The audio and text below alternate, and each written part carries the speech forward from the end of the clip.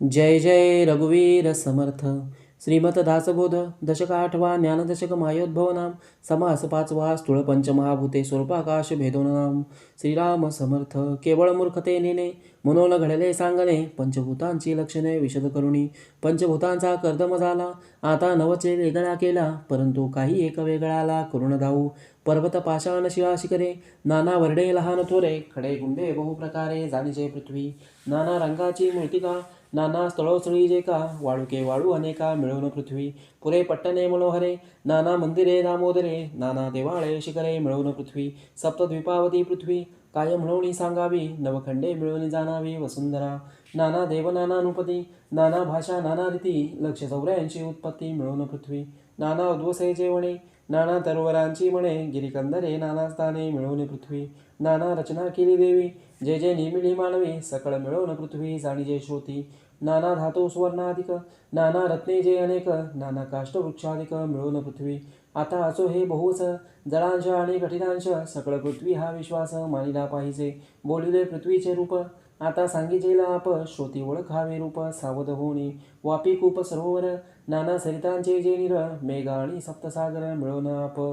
चार शिरसुरा सर्पी दधीक्षुजलम तथा चार समुद्र दिसत आहे सकळ जनदृष्टीच पाहे. जेथे लवण होत आहे ते चिक्षार सिंधू.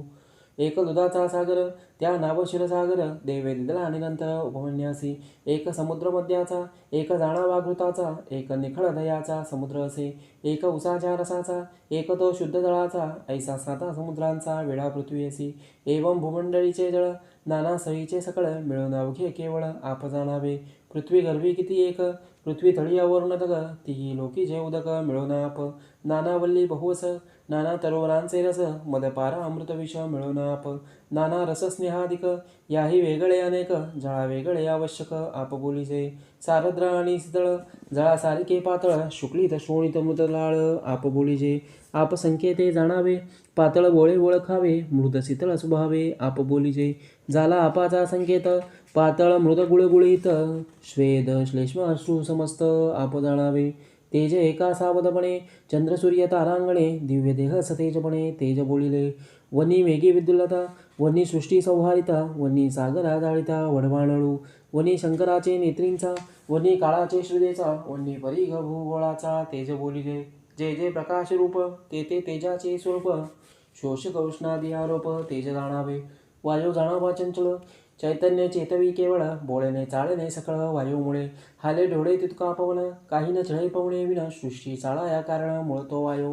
चळन वळन आणि प्रसारण निरोध आणि अकोचन सकळ जाणावा पवन चंचल रूपी. प्राण अपान आणि व्यान चौथा उदान आणि समान नाग कुर्म कर्कश जान देवदत्त धनंजय. जितके काही होते चळन तितके वायूचे लक्षण चंद्र सूर्य तारांगण वायूची धरता. आकाश जाणावे पोकळ निर्मळ आणि निश्चळ अवकाश रूप सकळ आकाश जाणावे. आकाश सकळांचा व्यापक आकाश अनेकी एक आकाशामध्ये कौतुक चहूभूतांचे. आकाशा ऐसे नाही सार आकाश सकळाहून थोर पाहता आकाशाचा विचार स्वरूपासारिखा. तव शिष्य केला आक्षेप दोहीचे सारखेची रूप तरी आकाशचे स्वरूप का म्हणू नये. आकाश स्वरूपा कोण भेद पाहता दिसती अभेद आकाश वस्तूच स्वतः सिद्ध कान म्हणावी. वस्तू अचळ ढळ वस्तू निर्मळ निश्चळ तैसेचे आकाश केवळ वस्तू सारखे. ऐकोनी वक्ता बोले वचन वस्तू निर्गुण पुरातन आकाशांगी सप्तगुण शास्त्री नृपिले. काम क्रोध शोक मोह भय अज्ञान शून्यत्व पाहो ऐसा सप्तविध स्वभाव आकाशाचा. ऐसे शास्त्राकारे बोलिले म्हणून आकाशभूत झाले स्वरूप निर्विकार संचले उपमेरहित. काचबंदी आणि जळ सारखेच वाटे सकळ परी एक काच एक जळ शहाणे जाणती. रुवामध्ये स्फटिक पडिला लोकी तद्रूप देखिला तेने कपाळ मोक्ष झाला कापूस न करी. तंदुळामध्ये श्वेतखळे तंदुळासारखेच वांकुडे चावू जाता दात पडे तेव्हा कळे. त्रिभागामध्ये खडा असे त्रिभागासारिकाच वासे शोधू जाता वेगळा दिसे कठीणपणे. गुळासारिका गुळ दगड परितो कठीण निचाड नाग कांडी आणि वेखंड एक म्हणून. सोने आणि सोन पितळ एकची वाटती केवळ परी पितळेसी मिळता ज्वाळ काळे माचडे. असो हे हीन दृष्टांत आकाश म्हणजे केवळ भूत ते भूत आणि अनंत एक तैसे. वस्तूची वर्णची नसे आकाश श्यामवर्ण असे दोही ससाम्यता कैसे करते विचक्षण. श्रोते म्हणते कैसे रूप आकाश ठाईचे अरूप आकाश वस्तूच तद्रूप भेद नाही. चहूभूतांचा नाश आहे आकाश कैसे नासत आहे, आकाशास नसा आहे वर्ण व्यक्ती विकार. आकाश अचळ दिसते, त्याचे काय नासो पाहते, पाहता मुचे निमते. आकाश शाश्वत ऐसे एकोन वचन, वक्ता बोले प्रतिवचन. एकाता लक्षण आकाशाचे, आकाश तमापासून झाले, म्हणून कामक्रोधे वेष्टिले. अज्ञान शून्यत्व बोलिले नामतयाचे, अज्ञाने कामक्रोधाधिक. मोह भय आणि शोक हा अज्ञानाचा विवेक. आकाश गुणे नास्तिक नकार वचन, त्याची शून्याचे लक्षण. तयास म्हणती हृदय शून्य अज्ञान प्राणी. आकाश स्तब्धपणे शून्य, शून्य म्हणजे ते अज्ञान, अज्ञान म्हणजे कठीण रूप तयाचे. कठीण शून्य विकारवंत, तयास कैसे म्हणावे संत. मनास वाटे हे तद्वत आहात दृष्टी, अज्ञान कालवले आकाशी. तया कधर्मा ज्ञान नासी, म्हणून या आकाशाशी नाश आहे.